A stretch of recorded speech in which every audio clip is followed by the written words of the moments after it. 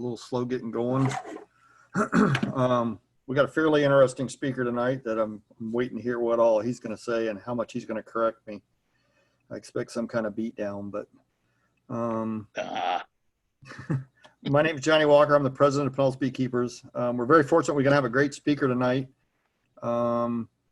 We do have an apiary training day on Saturday. If you have not signed up, please go on and sign up. I believe it's 8 and 10. We have some time slots in both. Come on out. If you're signing up and you're number 10, there's only one spot left, and you and your wife or you and your friend or you and your whoever wants to come, you and your child, and there's only one spot left and there's two of you, come on out. More than likely somebody's going to skip out on that 10 list and we're not going to have 10 there. And I can't count well, so if we have 11, we probably can sneak by with that. We are social distancing. We are out in a large 80 by 100 square foot fenced in area.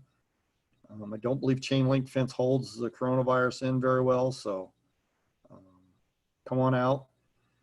Go ahead and sign up, and we'll get through it. We'll have two different times. We're out there, and wear some long sleeves, some closed-toed shoes, long pants. I would suggest, and it's only a suggestion, spandex is a really hot topic right now. Black spandex and beekeeping, bees have been fighting bears for a lot of years, and bears are really dark brown and black. I would not suggest tight spandex. It seems like bees can find the corner of your shirts that are tight against you, the corner of your pants that are against your knees, kind of your buttocks when you're bent over. They can find all those tight spots on just jeans. If you're wearing spandex, you're tight everywhere. So you can get stung up. I would avoid trying to wear black pants and black shirts. So stay with lighter colors. Do not bring black gloves. That's another thing. So stay away from those few things. We do have veils and gloves. Come on out and we'll do some teaching and some learning. And I still learn something every time I go in the hives. I guess I'm at awe with some of it. It's really nature at its best. And when you can see what they can do and how they do it, if you're not at awe, you just need to just plan on not getting into this. It's kind of an addiction, and there should be a 12-step program. But I know we have to make a few announcements, and I need to get on this and figure out what they are. So you can sign up with the website, and then we will be streaming live on Facebook. Great Bay, the training day is canceled, so that Wednesday will be nothing.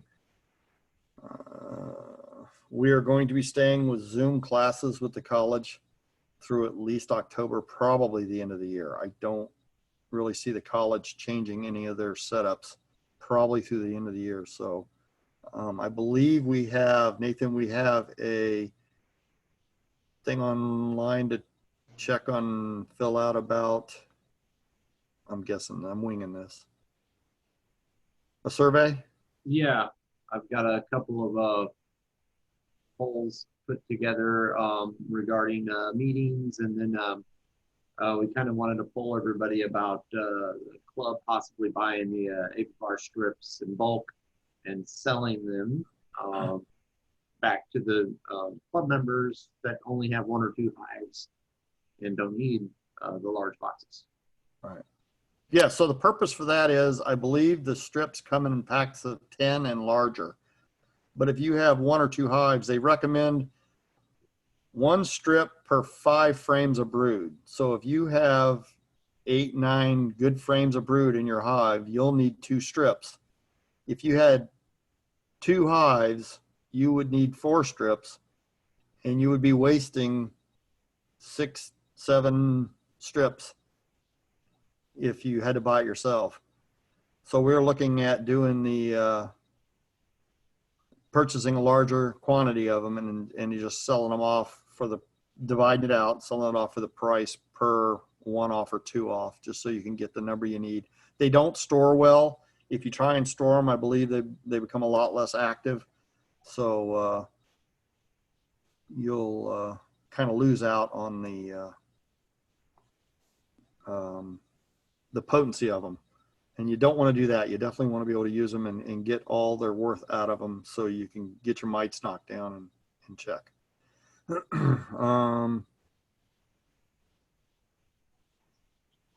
one, speaker. So I ran the poll, Johnny, and the numbers are coming in here slowly. And so far, about half of everybody is certainly leaning towards that if we bought these Apivar strips, that they would be interested in buying. I kind of figured that because it's just a whole lot easier than wasting or trying to find someone else that wants to buy them at the same time. The Apivar is a decent system. I wouldn't use it twice a year. You should mix and match and move around a little with it. You don't want anybody getting immune to the treatments. So definitely do some research as far as your what you're going to do to treat with. And we haven't had any discussion about a Christmas party. We're kind of waiting another month or so. There is something, Nathan, I'm not seeing it, but I know there's something about the election coming up next month. Yes, if we had any nominations from the floor, I believe. Correct. Is Carl not on tonight? Yeah, he was on there somewhere earlier. So I know that we have a group that'll go before, and you need to contact us with anybody if you want to put somebody into one of the positions, president, vice president. Doty's job, which she'd probably gladly give up some days because that's that's a position nobody wants, it seems like. And then the secretary position, if you have somebody you think would do a great job at this, go ahead. If not, if you think we're doing a fairly good job, we can let it ride. It's your club. So all I can say is get active and do something. It's been a tough year for that with these Zoom meetings and all. We've learned a lot. I never thought I'd be in front of a computer this much. I'm not your computer person, but Johnny, you've come a long ways. you know, and I've been drugged backwards and through the briar and I've got here, and I got to tell you, it's interesting. I've learned a lot. I still don't like this. You may not know, but I do like the beekeeping part of it. I was mentored by some really great people when I first got into this, including our speaker that's coming on tonight. I've learned a lot from him over the years.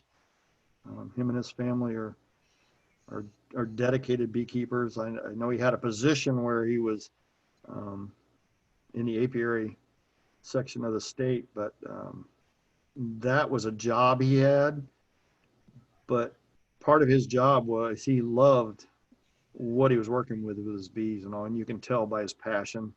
And he's had some really great people work with him and for him over the years with the inspectors. And even our past, one of our past presidents, Becky, is working still with the inspector's office doing bees. She's come a long ways. And the state, if you are going to be a beekeeper, you need to be registered and follow their simple rules. The rules are pretty simple and they're set up to save you as the beekeeper and help the bees. And anytime we can do those two things, I believe for 5 hives or less, it's like $10 a year. It's something stupid cheap. So it's not an expensive thing. They will come out and inspect your hives to make sure you don't have foul brood. I will let Mr. Westervelt talk a little about that in his whole little gambit. But I am going to go step aside right now since we're in a few minutes, and because he can be a little long-winded. And I will let Mr. Dave Westervelt take over here, and the floor's all yours, sir. All right, I hope I stay on because I keep bouncing off, it looks like. I'm going to try to get on to share my screen, so come on, thing.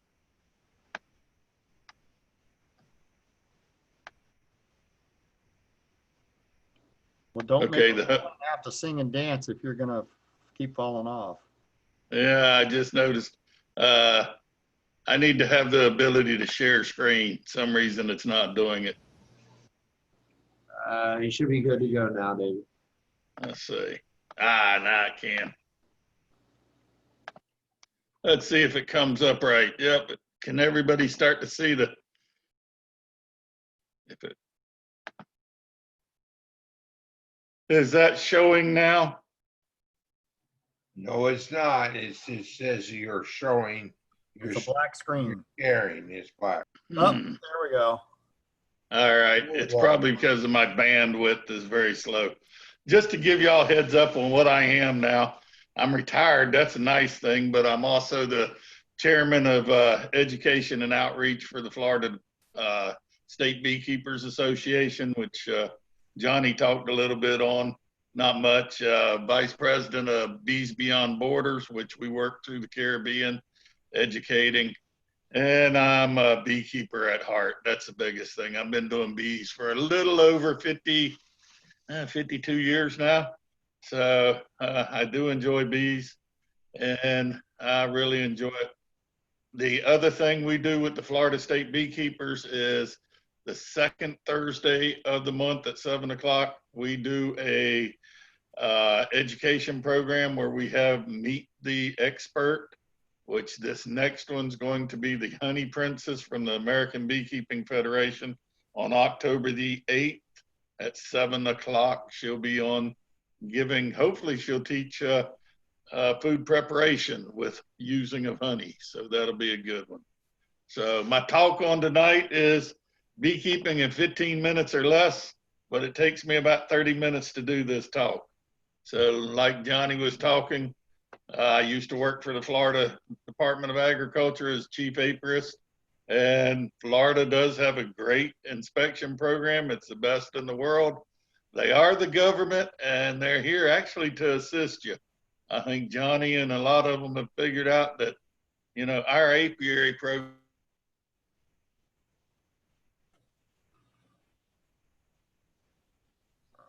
I think he dropped off. But we still have the Here with photo him, up, he'll be back. but we don't have the sound. No, he froze. It froze, so he'll be back. Okay. Hopefully sooner than later. He must have hit a dead spot in his room. Well, he changed rooms, I think, to see if it would help.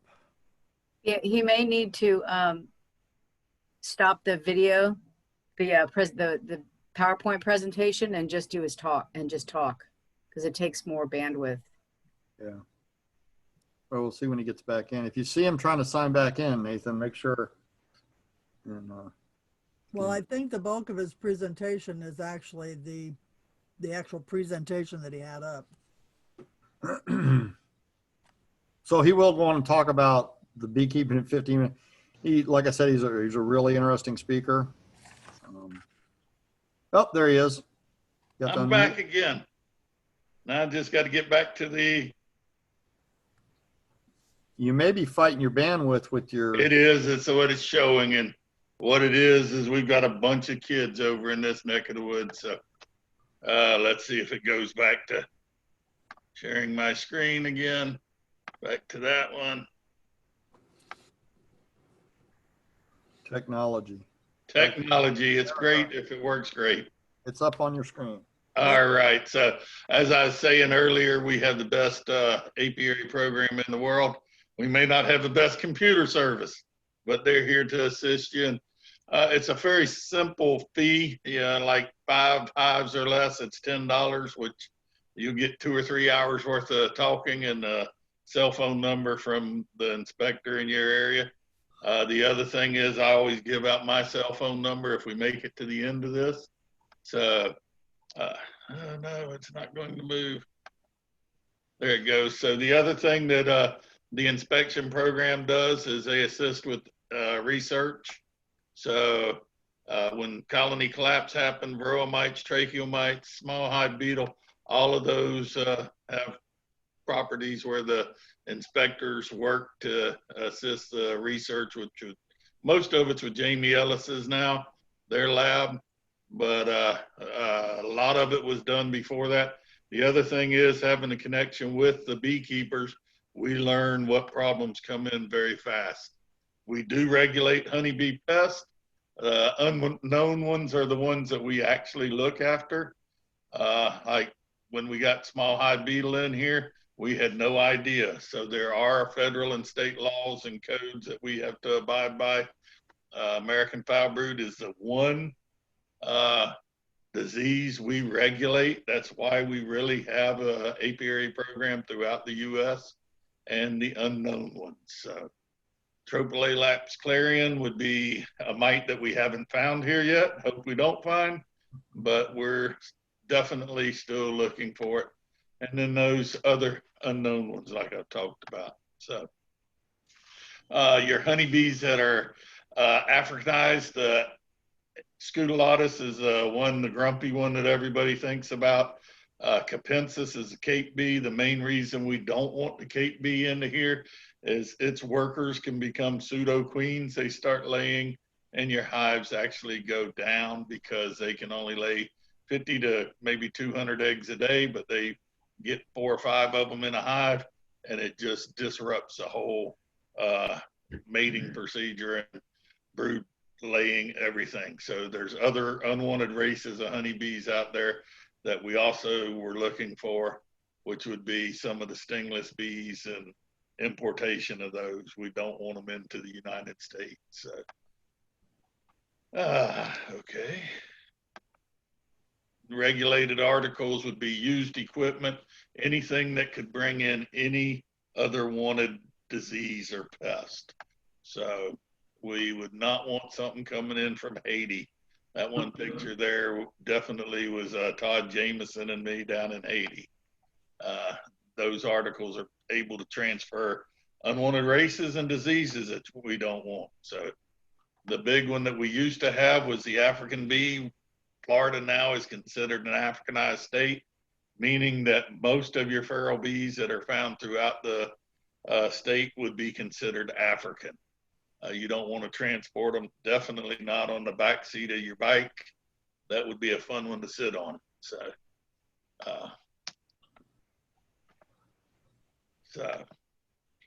we do a trapping program throughout the state. We used to do a lot more of it, but because of funding, they had to cut back on it. You'll see these around the port. What they're looking for now is unwanted pests coming in, like possibly the Asian hornet or unwanted races of honeybees. They check those fairly often. I don't know why this thing came popping up. Y'all aren't seeing the mute and the screen thing across the top, I hope. But Florida, like I said, the confirmed Africanized bees pretty much is I-4 south. And then we got Marion County in there. Marion County was because of a beekeeper that was right in the corner of Lake in Marion County. He brought bees in from down in Fort Lauderdale and started raising queens. And when they checked his mother line, he was using a fairly high percentage of probability of African. So they had to make Marion County an African county. So the significant problems or challenges we have as beekeepers, which Johnny hit on some of them, the mites, the varroa mites, the bacteria, the viruses, everything. If you think about when you've got honeybees, they're all hitting on them. So if you got bacteria, viruses, both of those can pretty much be associated with varroa mites, the small hive beetle messing up your hive. And now what's interesting about the small hive beetle, we know that they're attracted to stress. So if you got the varroa mites, they're stressing your hives with the viruses and bacteria, and you got the funguses and yeast and everything, it attracts more small hive beetles into there. Tracheal mites, it's very hard for us to find tracheal mites in Florida, has been for about 10 to 12 years. Most of that's maybe related to Yugo bee that we brought in 94, 95. So that's worked out pretty good. Your yeast and funguses that are in the hives. Most of the chalk brood that we see anymore, it seems like in the last 20 years, either the bees have gotten resistant to chalk brood. We don't see near as much of chalk brood as we used to see. So you have all of that, your hives collapse, or the small hive beetles eat them up. So what's going on in August? September, we have roughly 5,000 beekeepers in the state, 650,000 colonies. Of those 650, most of those come down, they'll be coming in for Brazilian pepper, building up their hives. They'll make splits like Johnny was talking about, making splits in February. Commercial beekeepers are making them up now, and they'll make them up till the end of January to ship out to pollination for almonds. They're growing roughly 2 to 5 beekeepers a week. When we first changed the statute so you could do backyard beekeeping and be protected under our statutes, we started gaining 10 to 20 beekeepers a week. It slowed down a little bit, but the growth is actually since the pandemic started, we started getting more beekeepers in there. So these are all reports from, it was Brandy's office. Brandy was out for 3 months because she had a baby. So I actually had to ask her assistant up there, which is Jose, and he gave me the information. You think about the commercial beekeeping in Florida, roughly 31 of the states ship bees into Florida. They all come down to Florida and leave in January and February to go out to California. Roughly 520,000 colonies ship out to California from Florida, and that's in January and February. And then they come back in March, April, and sometimes in May. And then in May, June, July, they go right back out, and then that whole cycle starts again. We'll end up, it's amazing, we get 31 states in, but we ship out to 27. That's interesting. So the insect pollination contributed by honeybees roughly or by insects is $29 billion for U.S. farms this last year. Roughly 2.74 million colonies in the state. So of those, that's your pollination, roughly is $20 billion. The other $9 billion can be related to your orchard bees, your other strains of solitary bees that are out there, or the ones that are butterflies or hummingbirds and other things that are pollinating. They're not managed insects like honeybees. That's what's unique on honeybees. You think about most of the commercial beekeepers are beekeepers in Florida. 98% of the bees managed in Florida are commercial beekeepers. They package up their bees on the semi. If you've ever had the opportunity to see a semi with 480 or 672 colonies on it getting loaded up, they'll normally do it right in the 5, 6 o'clock in the evening. So it's just starting to get dark. They'll net it and ship it out of here, run it for 8 hours, and then the guy can take a couple hours break and then run the rest of the day. They'll make it out to California, sometimes in 2.5 days if they got a tag team. The federal government changed the laws on how semis could haul, and boy, it didn't take very long for the U.S. Department of Agriculture, the head person, to come back and say, hold it, they're shipping bees, they need to be able to haul 24/7. Livestock's kind of important. So you look at the amount of bees shipped out to California. This is actually a picture of hives that, if you notice this front part, they're scattered out a little bit more. The back part, they've still bunched them up. What they do is they grade those bees to go into pollination.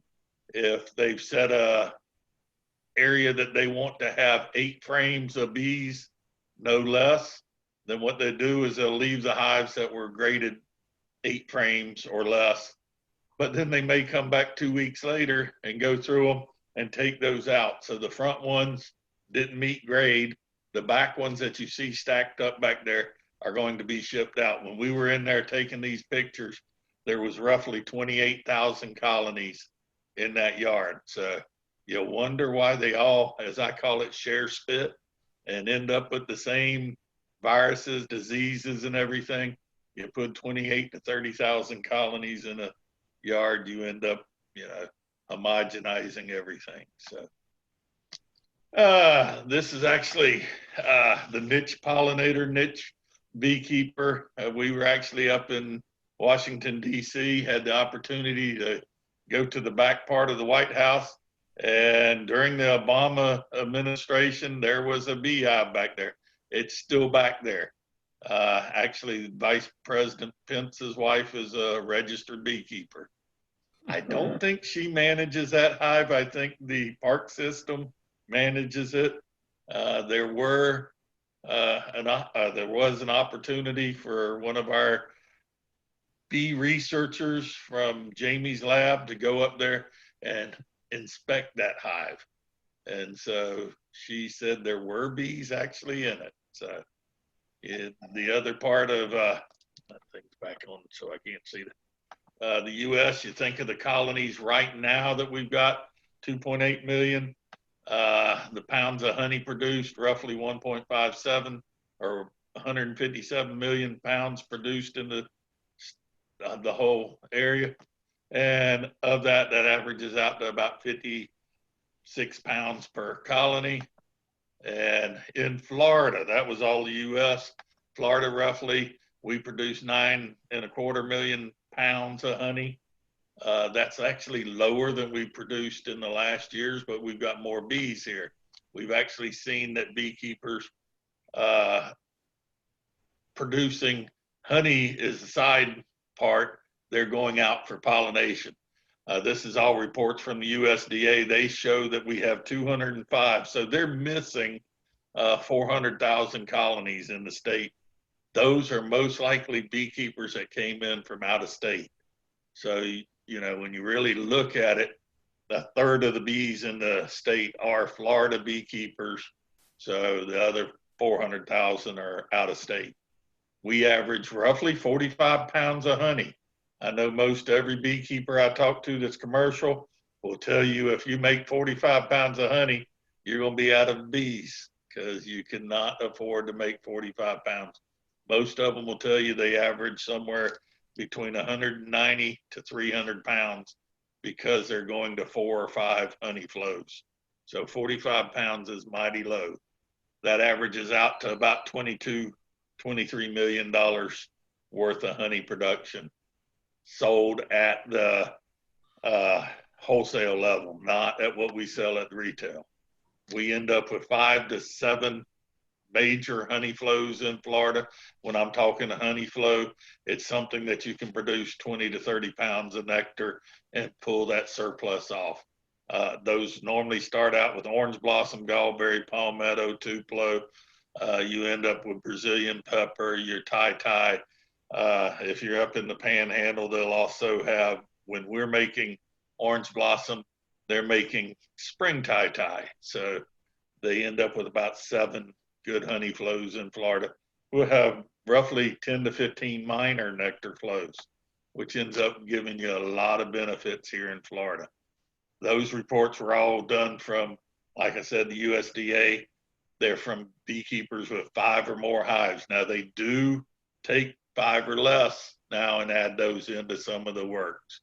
So when you think about Florida nectar plants, everybody talks about orange blossom. That's the main one that everybody can remember. Orange blossom is probably the next to tupelo, probably the hardest one to produce right now. The next one, why is it ceased now? Gallberry would be our next best one. You end up with the palmetto. This is actually the Ocala palm, not the saw palmetto. It still produces decent nectar. You even end up with some sweet clover in Florida. If you're over in the Space Coast area in the abandoned groves, we're seeing a lot more sweet clover made in March, April, and May. It's not like out in the Midwest where you make June, July, and August. We make it in the springtime. Then you've got sea grape. Sea grapes produced down virtually from Tampa south, especially on the East Coast. There's a good bit of sea grape still. And we got mangroves.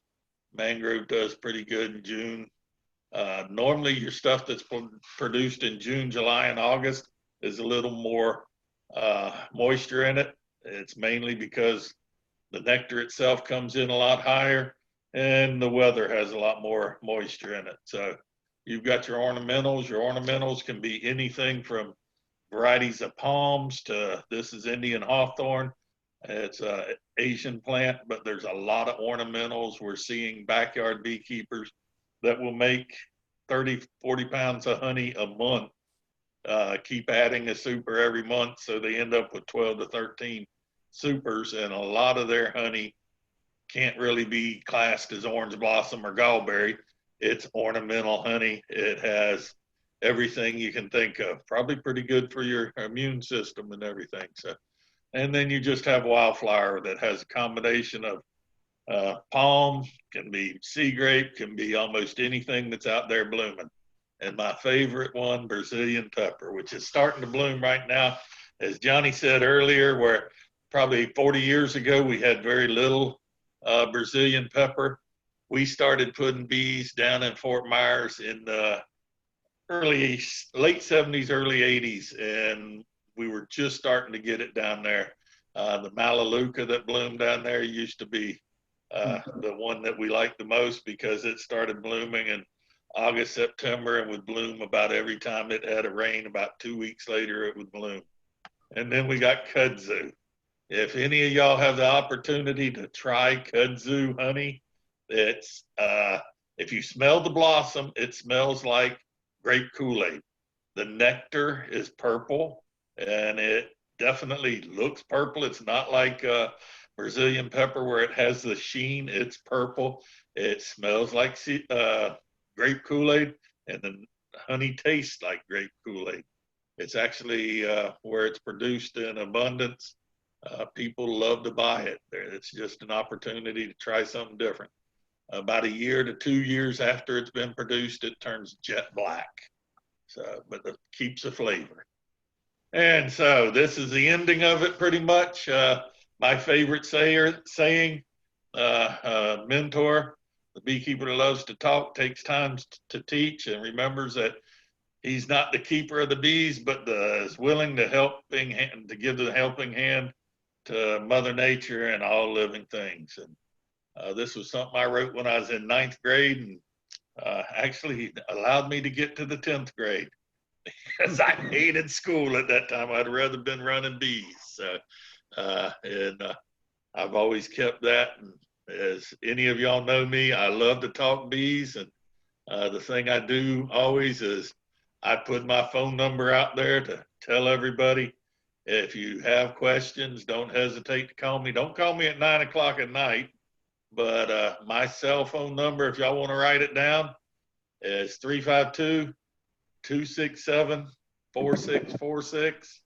And being that I'm the spokesperson for the Florida State Beekeepers, that number is the number you end up reaching when you call their website number. So unless Lee decides to take it, he sometimes takes them. But I'm open for questions. This isn't actually me. That's Doug Corbin, who's an inspector was an inspector in the Panhandle. We were down that was in Dominique, I think. And Doug wanted his picture. So we had a great time down there. So any questions? David, Yes. would you please repeat your phone number? 352-267-4646. Thank you. Yep. And so I'll go back. So there we go. Now I can see y'all. So if there's any questions or any. Yeah, Dave, I have one. What was that in the name of that purple plant you said that was growing in the backyard?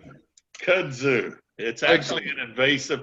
It's interesting because out of our main honey flows like Brazilian pepper, Melaleuca, Tallow, all of those are invasives. Nobody wants them around, but beekeepers love them. And there's some other ones out there that are blooming right now besides Brazilian pepper. There's some of the brain cramp. It's rattle box, I like to call it, but it's actually your primrose willow that blooms. There's some of those that are invasives. There's our native one, but invasives. Now, this kazoo, can this be purchased anywhere nearby? Are we allowed to plant it in our back? You can get the honey out of Alabama area. Most of it's produced in Alabama. So there is some kudzu in y'all's area. There's some over, definitely north over by Tampa. So Hillsborough County has some too. So, Hillsborough. Okay. Very invasive. Very invasive. Pigs love to eat it though. So it was actually originally brought in to help for fodder for pigs and stuff, and also to help stop road erosion. So, and actually, if we think about it, the white clover that I showed is an invasive. It was brought in from Asia, but it spread everywhere. So, up in some of your areas in Wisconsin and Minnesota, they're trying to spray it on the roadside. So, I think they're crazy. But any other questions? David, I have a question on the undesirable bees that you were discussing. Yeah. And identifying those, do they have to identify those in the same manner as the Africanized bees, or are they visually identifiable? There are some that are visually identifiable in your solitary or stingless bees. On the ones that are like the Cape bee, we did have the morphometrics on them. So what they're doing now is they're doing DNA, which they can because there's a little bit of difference in the DNA in them, so they can find them. It's hard when you start looking at mitochondrial DNA as opposed to nuclear, which way you end up, because all bees started pretty much from the same area. So, if you go all the way back to the nuclei, you find out that they're all related. So they have to find the snippets or markers to which ones they are. But some of the ones like your Asian bees are very easy to identify. They're smaller or they're larger ones like dorsata. That's the Asian, the giant honeybee. We don't want them in here. So, yep. There is, I have had zipping around what looks like one of the little tiny green and bluish. Orchid bee. Is that what it is? That's I wonder what it is because it just started visiting my yard. Yeah, they'll actually steal propolis or resin off of your hives. They're getting more prolific around here. It's probably because there's a good habitat for them. And orchid bees are pretty interesting. I mean, they move fast, and but we're seeing them when we first set out in Davie for the bee college. My lab technician went down there and set out some traps because they're easy to attract the pheromones. And she was amazed at how many she got. They're a little metallic looking bee. Yeah. Well, I was pretty sure they were a bee because I had seen them at one of the bee colleges where we were doing the natural, all the bees in the entomology department. That's a great program because you have to end up learning to identify some of the different bee species that are out there. So, yeah. Yes, I miss seeing everybody, including you. Yeah. Well, we have our virtual one. That was interesting this year. So 5 weekends of talking. So, yeah. Any other questions? Dave, is it still true that the Apis mellifera is by far the largest producer of honey and no other bee produces anywhere near as much? Correct. Yeah. Because first of all, the size of the colonies and when you look at Apis mellifera, it could be between 13 and maybe 17 different subspecies with it. But Apis mellifera ends up your Langustica and all the ones we class as, quote, European honeybees. They produce the most honey. And it's mainly because from where they're from that they need to store and because they're managed so well. And you look throughout the world, they're the most managed insect there is. So, thank you.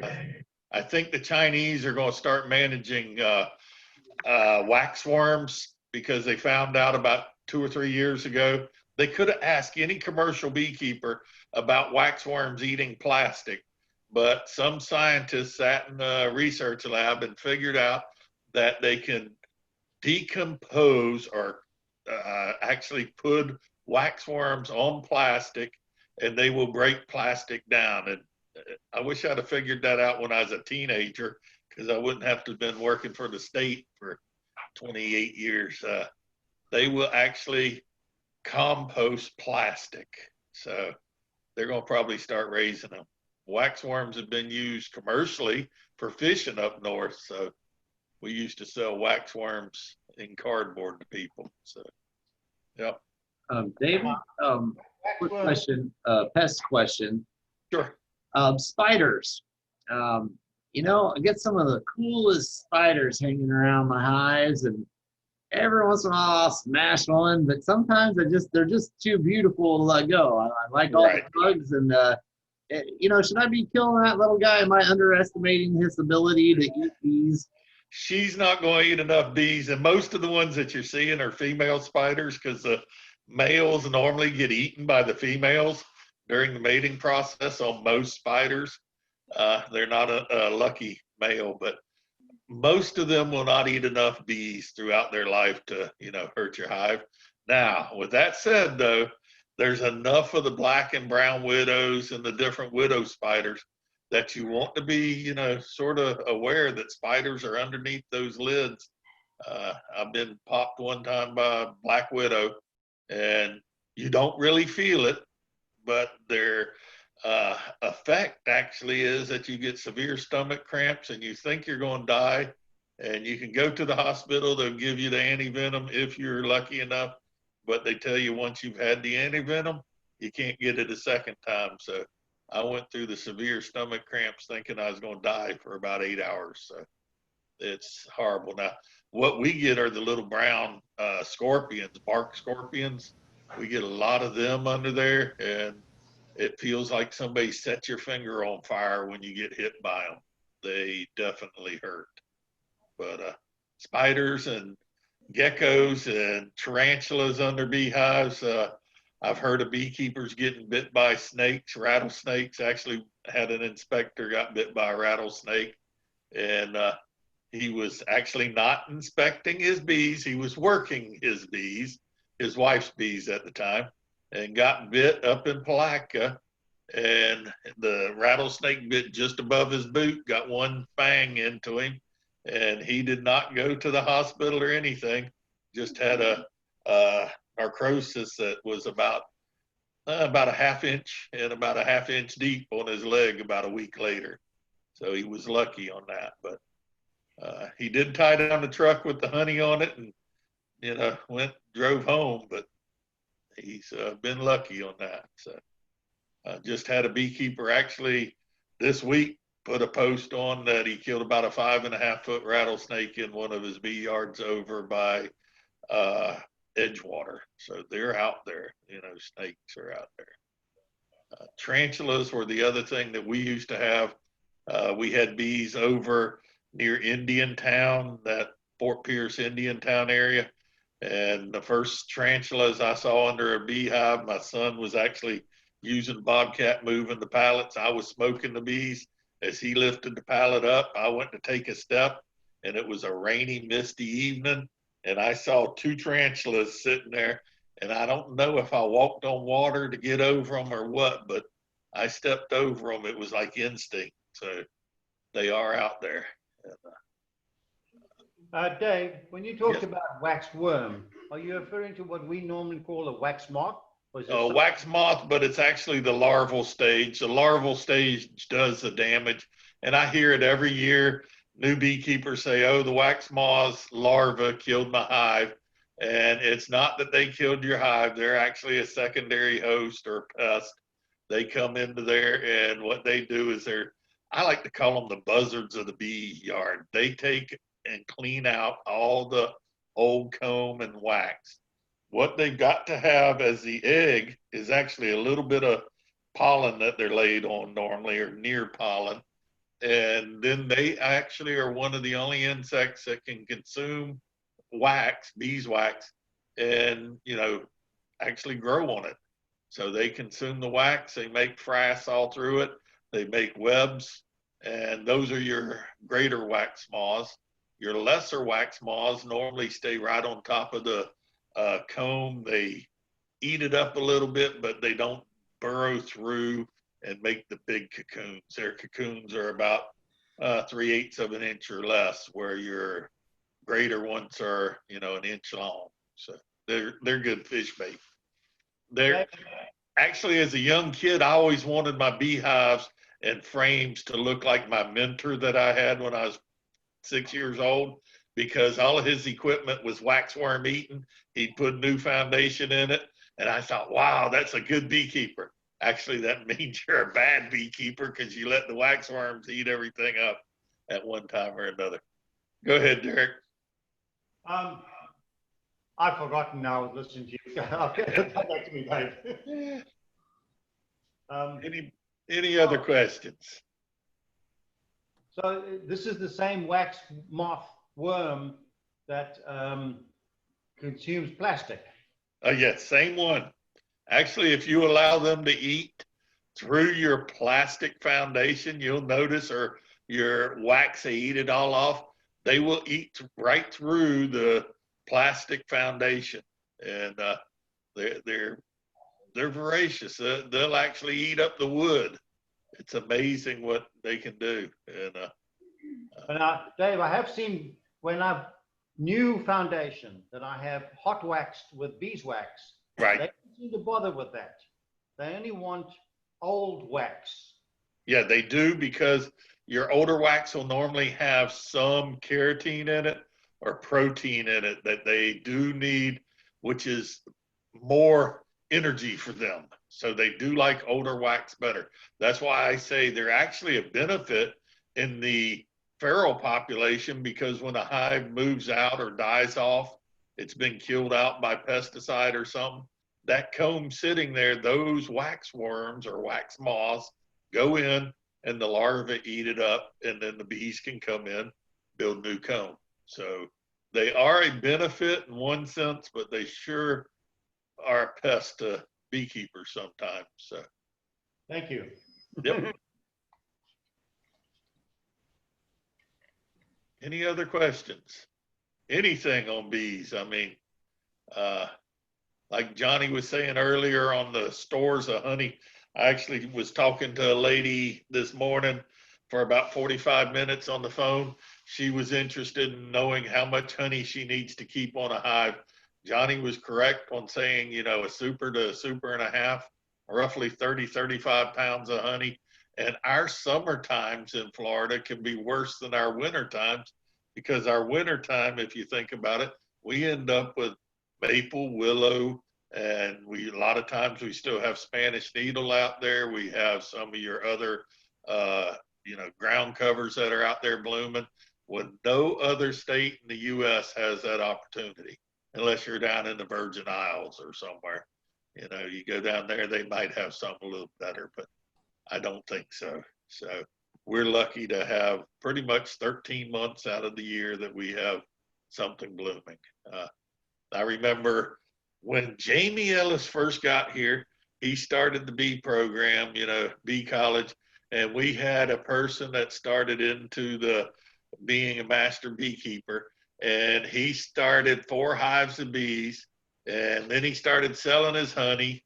He came to the state fair because he'd gone up to 5 hives of bees, and he was worried because the state might come get him because he was selling honey under the cottage food industry ruling.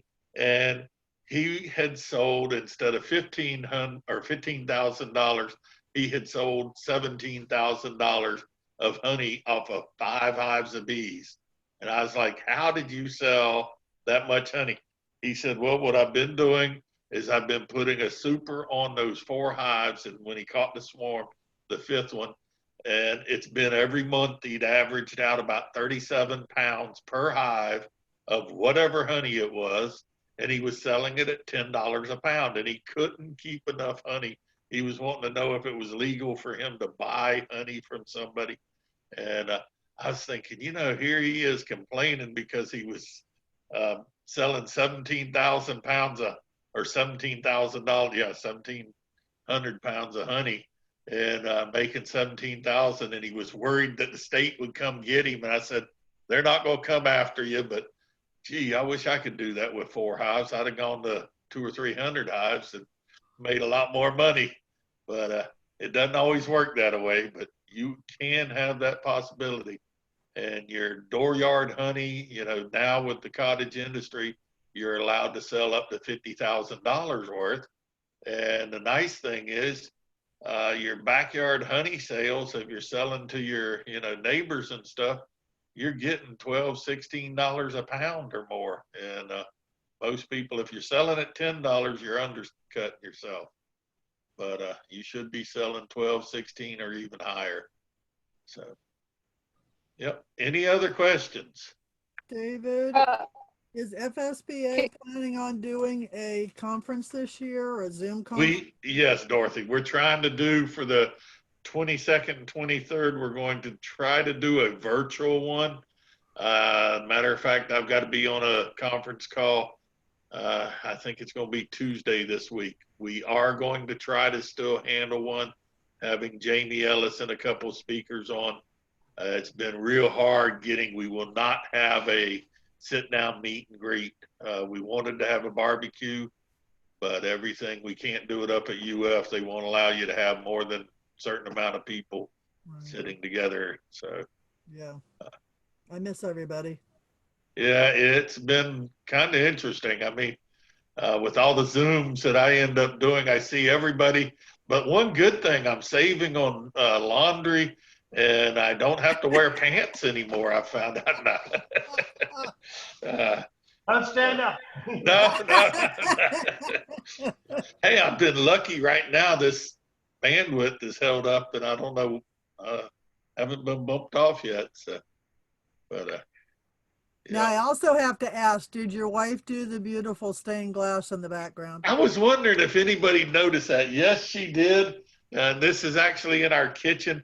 Since COVID's, we've actually renovated our rental house, and we've decided to downsize and move into it. And my wife, there was a big hole here, and I said, why don't you do some stained glass? And so that's what she did. And that's my man cave behind it. But every time I move this computer, I get bumped off, it seems like. So, and, she does beautiful brass work. We know that. Yeah, she does. And she's got a bunch of jewelry and stuff. She's ready for the next time we can all meet, so she can sell some of her copper and stained glass and stuff. No, it won't happen soon enough as far as I'm concerned. Yeah, and both of the national meetings have been canceled.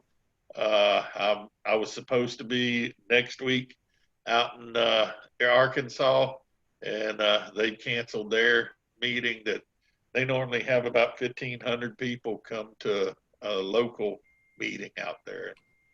Wow. He's had to cancel it. So, yeah. If I can get in here, I've been cited recently for selling honey from my home, and I'm trying to combat this with a special zoning exemption on the basis that the cottage food industry plus the Apiary Act makes us a special case for selling from our homes. Have you any experience with this? Yeah, there's been a couple problems with that.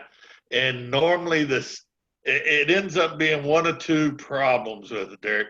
One, it'll either be the homeowners association fighting it, or it's code. And code enforcement, both of those cases that were brought in front, the person won them that I know of. And I'm trying to think, one was in Fort Lauderdale. And matter of fact, I think they were both in Fort Lauderdale, that they were allowed to, they couldn't put a sign or any signage up, but they could still sell, you know, people come to their house and get the honey. Dave, I'll contact you later, and can you give me details of that? I'll try to. I don't know if I can still get them because they were part of the state at the time, but I know they were in Lauderdale And so I may be able to hunt that up, Derek. Okay, thank you, Dave. Yep. Yep. All right, anyone else? I'm gonna go with one more question. Hello, can I ask a question? Sure, Nero. I'm new to Florida beekeeping, and I always get this question from other people. And the question is, what is the Florida harvest season? Like they always ask me, what month of the year do Florida beekeepers harvest honey? Every So month. I don't know how to answer. Actually, we end up, you do your fall harvest, like right now, you'll end up in end of October, November. You'll be able to pull your Brazilian pepper off, your last part of the wildflower, and get your bees ready for, if you could call it winter time. But your winter time, you're going to end up with your maple and willow coming in, and by March, you hope to make a little bit of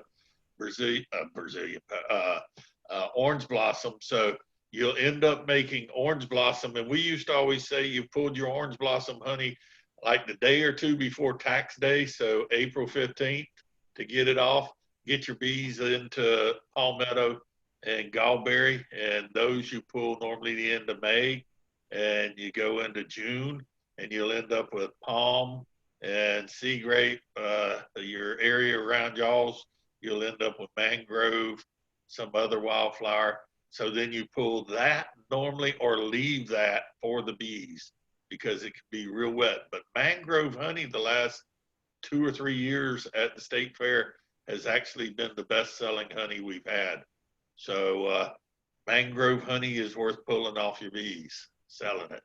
And used to be, my dad always called Brazilian pepper, mangrove, sea grape, all of those is bakery grade honey. But in Florida, we really don't have much bakery grade honey anymore, because you let the housewife or person taste it, they're going to buy it, and they like, different floral sources. But then you end up, by the time you're into August, September, you're right back into Brazilian pepper. So we end up with 5 to 7 different honey flows that you can pull honey off with. So I hope that answered your question. So about every 2 months you're pulling, or like the one guy out of Tampa, he actually did it every month, and he was averaging 37 pounds a month. So that's not bad. Wow, thank you for answering that. You've got to learn what floral sources produce honey, and by watching your bees, you don't want to let them have 3 or 4 or 5 supers of honey on them. You want to, once they've got it capped over, and have maybe 2 or 3, pull 2 off, leaving them 1 or 2, and put some empties on them. So, yep. All right. Anything else? I see Johnny's still moving around. He's still awake. So, yeah. I think that was my last question. So I'll turn it back over to Johnny. Thank you very much. Thank you for all your hassles that you were kind of fought with, trying to stay in touch with us on this. It's always fun. We really appreciate you. Yep. Hey, anytime y'all need me to speak and I'm available, send me an email. Careful what you wish for. Hey, I got about 400 presentations I can do. So hopefully bandwidth stays together and I can do them. So with that said, I'm going to sign off and let y'all have the rest of the night. Don't hesitate to give me an email. If you want my email address, it's also, you can go on the Florida State Beekeepers website, but it's German Bee with BEE 5 at the end at AOL.com. Or Nathan, I think you got it right on the, y'all got it, so you can also put it up. Yes, sir. So, all right. Y'all be good. Be Thank you. Be Thank you, safe. David. See y'all. Bye. Thank you, David, very much. We appreciate it. No problem. Thank you, David. It was very interesting. Have a great evening. Thank you, Mike. See you. Thanks, Dave. All right. So, Johnny, were we going to do, or Nathan, were we going to do any voting as far as actual live meetings? I have one more poll ready. If you'd like, I'll fire it up here. Okay. Let's see. Carl, while we're doing that, is there anything more we need to discuss than we discussed earlier on the vote for next month? If so, if you care to jump in there. Well, the nominating committee has decided that the current candidate should be reelected. So we have to ask for nominations from the floor. Are there any nominations from the floor for any of the offices, president, vice president, secretary, or treasurer?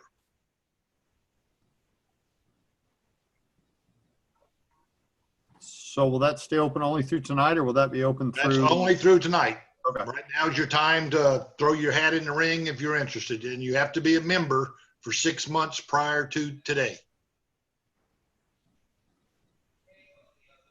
Seeing that there are no nominations from the floor, I'm going to say that the current board, the current officers, president, vice president, secretary, and treasurer, through acclamation, are the new officers for 2021. Thank you, I think. Sounds good. Yeah, I think, Hopefully this new year will be a little different than this year.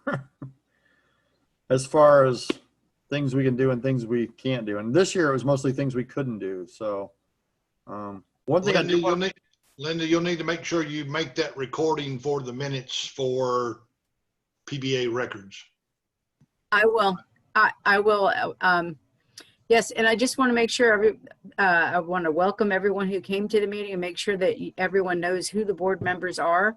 Johnny? So I'm the president. We got Nathan up here in the corner.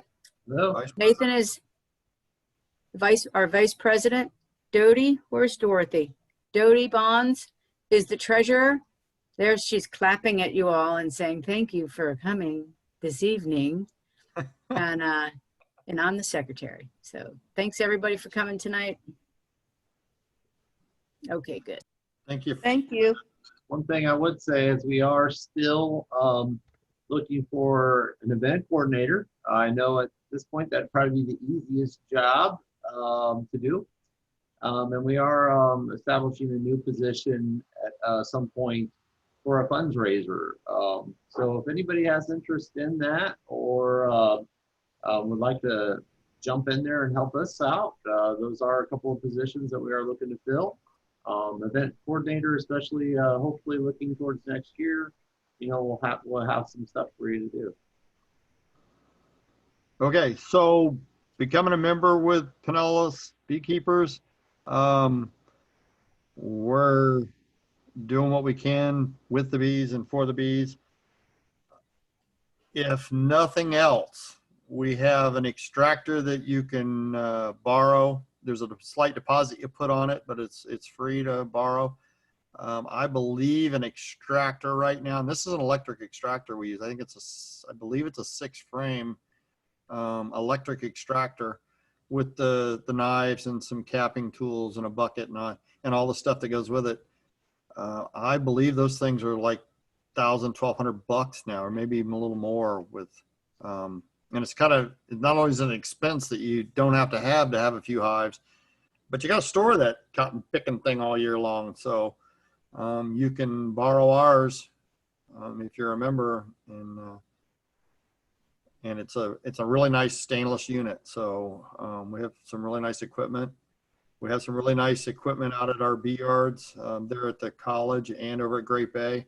We also have some stands out at Great Bay where if you cannot keep bees in your yard due to a homeowners association or whatever, or else just the wife told you no, or the husband told you no, whichever case it may be, you can rent a stand out there from us. Our stands are set up to where they'll hold upwards of 5 hives all together. You can put nooks on there and put a few more, but you can rent that. I believe it's $75 a year. That's correct. $75 a year, Johnny. Okay. And we will be, so we have been putting some honey supers on our club hives, and they're looking fairly well. We're doing well with them. We're going to inspect and do a little training on our hives on Saturday at Great Bay, or not at Great Bay. They won't be doing them at Great Bay. We'll be doing them at the college. We will be doing an extraction day somewhere close to the first part of November. Once we get off this Brazilian pepper bloom, we'll fire a honey house up that we have out at the college. We'll extract some honey. It's always a pretty good time. There's room in there for quite a few people to mingle around and come through, and we'll kind of move around and get some honey extracted from both our yards. It's a great training day. It's really interesting to see how a little bit bigger extraction goes than just the home 3 or 4 or 6 frames spinning around. Connie, if I can just add in here that I currently do have the extractor at my house. I have been lending it out, so anybody who wants to loan the extractor, get hold of me, and we'll organize that for you to use it. Yes, there is a deposit on that one. Okay, thank you. Yeah, and we will be streaming some information on Saturday from the bee yard. We got a new tablet. I think we used it last month, maybe 2 months. I can't remember, at least last month. We're trying to do some newer and better things. If you have some ideas, don't be wallflowers. This is your club. If you belong to this club, be a part of this club. Let's make it better. If you don't belong to this club, join the club. It's not a fortune. And if you're going to join the club, don't be a wallflower. Be a club keeper, not a bee haver. Come on out, be a part of what we can be a part of. Hopefully we'll be more apart or more together sooner than we have been. But we have been out the yards. Hopefully we'll get back in to do some sales and some shows and some teaching. We haven't been able to get into the schools and do any teaching this last year. Things have just been so different for us. So hopefully we can get back into it and get things going. So it looks like our board stays for the next year. Hopefully we can get some new and better things going. I'm looking forward to it. I got to tell you, I couldn't do what I do, and not that I look good, but I end up coming across as good because I am what I am, and that's all you get. But I got a vice president that's jumped in and hit the ground running hard, and he fills in all the slots. Linda, I could not get anything done without her and what she does. And Dodie keeps us square on the money and crosses all the I's and dots all the T's and puts all the little money signs in there. So we've got a great little organization. We've got Jim Lane and Jim at the other yard. Jim Runyon.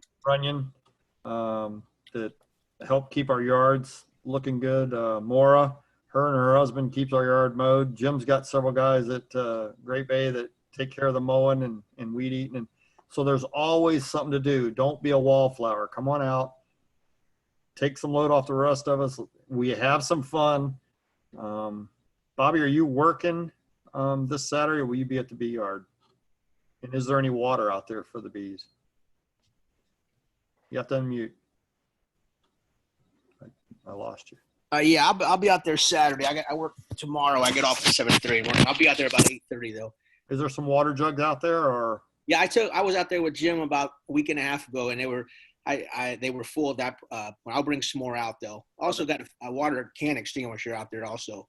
Okay, perfect. It's out. It's in the shed out there. Thank you. Yes, sir. Nathan, have I missed, overstepped, or? I know I probably have, because stuff's always fun. I think we covered everything that we wanted to talk about. It does look like we have a kind of a mixed bag on the meeting location. Looks like a few people are up for the outdoor thing. So you know what, I was just gonna say we're just still playing it by ear, trying to follow state recommendations, and as soon as this thing's behind us, we'll get back into the spot. Linda, you had your hand up, my dear. Did you announce the speaker for next month? I might have missed that. I was going through my notes. Our speaker next month is Sam Pryor, a University of Florida PhD student at the Mallinger Bee Lab, and she will be educating us on the importance of native bees.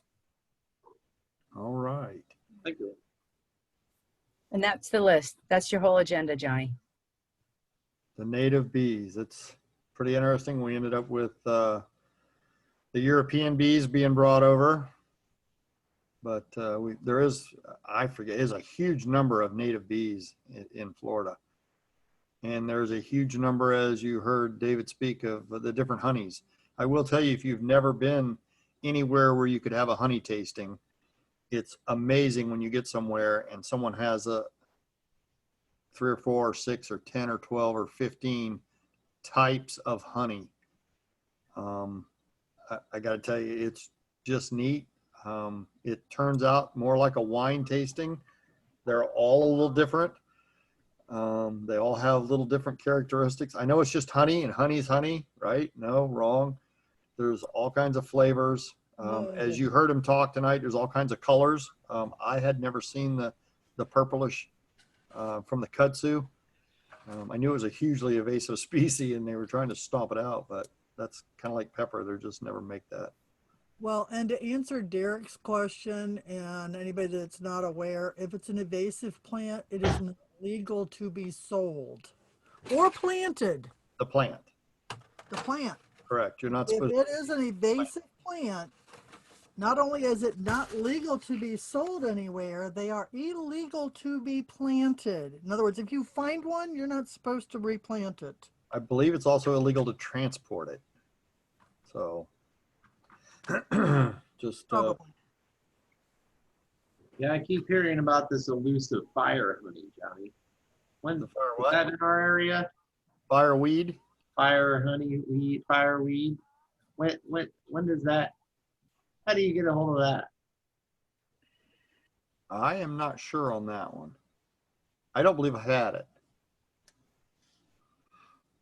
It must be really elusive if you haven't had it. Oh, come on now. David Westervelt would have been the one to ask that question. They were talking about it at the state fair a little bit, and a couple of people that I volunteered with out there. So about 15 years ago, I got drug into going to one of the first 14 years ago, whatever, the bee colleges up there. And I got sat at a table with Jerry Latner and I can't even think of all the names now. 4 or 5 other large commercial, Dave Mendez and his wife, and the other one that was on 60 Minutes years ago. And I got stuck at the table with them, and me and my wife are there with our little single hive for the first time. And we're sitting at a table that had 2 and 3 generation beekeepers, you know, time sitting with us speaking. And we just figured, well, we're going to be odd mans out here because what do they have in common with us? We had the best time I've ever had anywhere in my life that night with those people. They took us in and treated us like family, like we've been beekeepers all our lives. Beekeepers can be a really neat group of people, and it's just really a neat, out of control hobby. So I'm not going to drone on. I am going to go ahead and wrap this up. If there's nothing else, Nathan, if you think of something, holler at me real quick. Like I said, Saturday morning, we are doing the 8 and 10 o'clock on the, and I hope Jim Runyon's on here. I haven't seen his name, but I'm flipping around on screens and I can't keep up with myself, let alone anyone else. But we'll be out there Saturday morning. We'll get that done. We'll sign up. There's a little bit of paperwork you got to sign in, and you do not have to be a member to come. Come on out. We will teach you about beekeeping, what and why, and what we're looking for, why we're looking for it, what's going on in there, why we're inspecting the bees, why are we looking at the bees, what are we checking out, what are we doing. Hopefully we can answer all those questions. Maybe we'll see a queen, see some drones. Still early enough in the season, there'll be drones around. So we should have a pretty good day as long as the weather holds. It looks like the weather's supposed to be pretty decent. So come on out. We'll enjoy the bee yard, have a little good fellowship. And I thank y'all for coming tonight. I thank y'all for staying tuned in. Thank you for re-voting us in, I guess. I should thank you for that.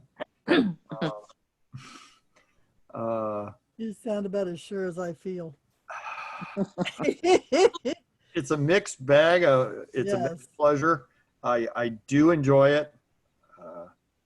And it's a lot of darn work through the year. So, but it is fun and we have fun doing it. So we thank you all for that. Like I said, be a part of the club, get involved. Don't just be a silent majority. Get on in with us and let's make it something.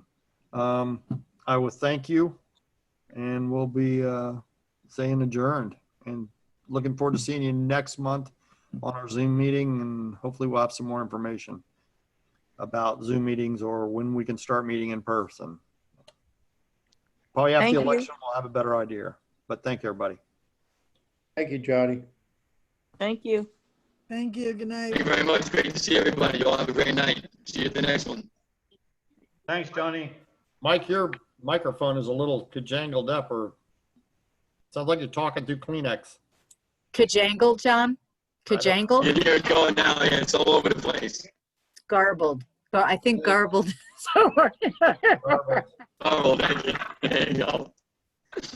Thank you very much. Actually, it is kajangled. That's exactly what it is, John. That's a conjanglement right there. That's a conjanglement. I stand by my first statement. Night. Everybody have a great night. Talk to y'all soon. Thanks a lot. Bye-bye. Thanks, guys. Have a good night. There you go. Good night. Becky.